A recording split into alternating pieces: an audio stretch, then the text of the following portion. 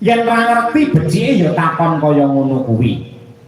Sajen kuwi sesaji iki tegese unjuk rasa. Unjuk rasane sapa? Ya unjuk rasane menungso karo Gusti sing gelar jagat. Mula sajen wujude ya wulu wektu.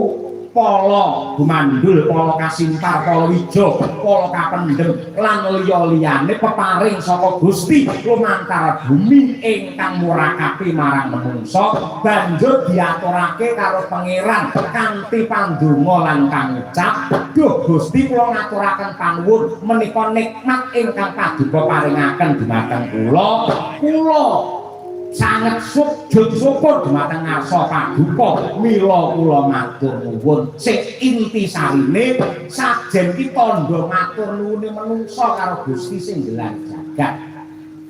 Kenapa kok dadak nganggo wilujengan nganggo slametan men diparingi slamet men